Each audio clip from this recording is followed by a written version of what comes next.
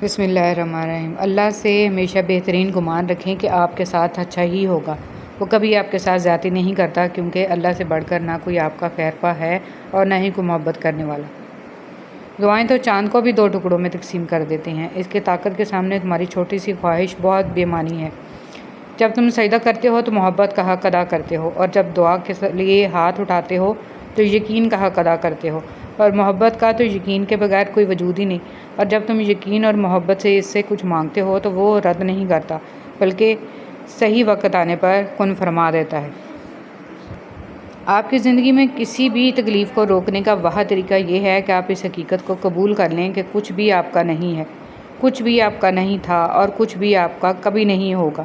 یہ سب دنیاوی وابستگیاں اللہ تعالیٰ کی طرف سے ادا کردہ ہیں، اللہ تعالیٰ ہی کی ہیں اور اللہ ہی کی طرف لوٹ کر جانے والی ہیں۔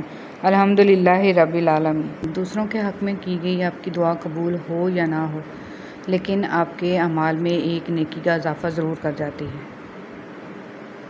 اسلام سچی محبت کی تائید کرتا ہے، جو چند دنوں میں محدود اور چند تحفوں کی محتاج نہ ہو بلکہ ہمیشہ کے لیے ہو، اور صرف جسمانی نہ ہو بلکہ روح کی بھی تسکین ہو اور پاکیزہ ہو، اور وہ صرف نکاح میں ہی حاصل ہوتی ہے۔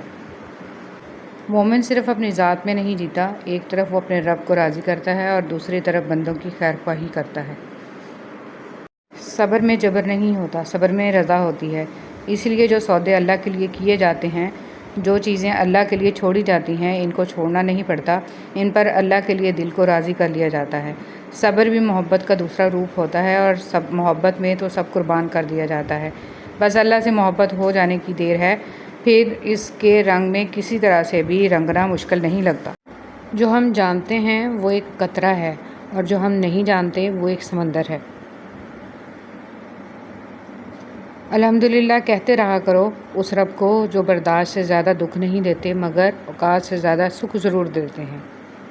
اللہ کی طرف سے کی گئی دیر میں کتنی خیر ہے، یہ تمہیں تب سمجھ میں آئے گا جب یہ صبر کے اشکبار سجدے شکر کے سجدوں میں بدل جائیں گے، اور اس وقت تم کانپتے لبوں سے اس کے المجیب قبول کرنے والا ہونے کی گواہی دو گے۔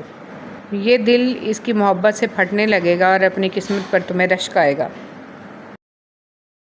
جو آپ پڑھ رہے ہیں اسے ذرا محسوس بھی کر کے دیکھیے کہ جہاں آپ ہوں وہاں سب خوش ہوں، لوگ آپ کے آس پاس رہنا پسند کریں، آپ کو بہت محبت کریں اور عزت دیں۔ جب آپ چلے جائیں تب لوگ آپ سے دوبارہ ملنے کی تمنا لیے آپ کو یاد کریں، اور جہاں آپ پہنچنے والے ہوں وہاں لوگ بڑی بے صبری سے آپ کے منتظر ہوں۔ ہر چیز ہمیں ملنے کی نہیں ہوتی، کچھ چیزیں خوبصورت دھوکہ اور بدترین شر بھی ہوتی ہیں۔ اللہ کریم سے کسی چیز کے نہ ملنے پر بدگمان۔ عزت جتنی دو گے محبت اتنی گہری ہوگی۔ عزت کے بغیر محبت کا کوئی وجود نہیں، کیونکہ رشتہ کوئی بھی ہو، عزت کے بنا سب کچھ بیکار ہے۔ جس طرح درخت کی قیمت اس کے پھل کے حساب سے ہوتی ہے، اس طرح انسان کی قیمت اس کے اخلاق کے حساب سے ہوتی ہے۔ خوشی اور خوش قسمتی 2 الگ چیزیں ہیں۔ ہم کسی سے اس کی خوشی تو چھین سکتے ہیں، لیکن خوش قسمتی نہیں۔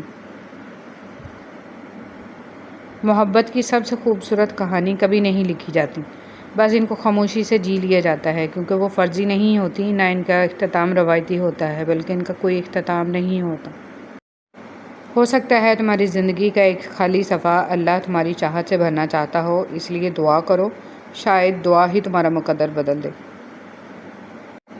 نبی صلی اللہ علیہ وسلم نے فرمایا، جس شخص نے نماز فجر ادا کرنے کے بعد یہ دعا 10 مرتبہ پڑھی تو یہ 4 غلاموں کو آزاد کرنے کے برابر ہوگا، اور اس کے بدلے اس کے لیے 10 نیکیاں لکھی جائیں گی، 10 برائیاں مٹا دی جائیں گی، اس کے 10 درجے بلند کیے جائیں گے، اور یہ کلمات شام تک اس کے لیے شیطان سے حفاظت کرنے والے ہوں گے، اور جب وہ مغرب کے بعد پڑھے گا تو اسی طرح ہوگا۔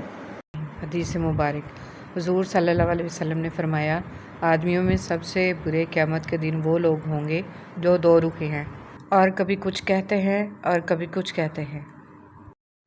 رسول صلی اللہ علیہ وسلم نے ارشاد فرمایا، سب سے پہلے جو چیز انسان کے ترازو اعمال میں رکھی جائے گی وہ انسان کا وہ خرچ ہوگا جو اس نے اپنے گھر والوں پر کیا ہوگا۔ اللہ تعالیٰ قرآن مجید میں ارشاد فرماتا ہے کہ جو کچھ تمہارے پاس دنیا میں ہے وہ ایک دن ختم ہو جائے گا، اور جو عمل تم اللہ تعالیٰ کے پاس بھیج دو گے وہ ہمیشہ باقی رہے۔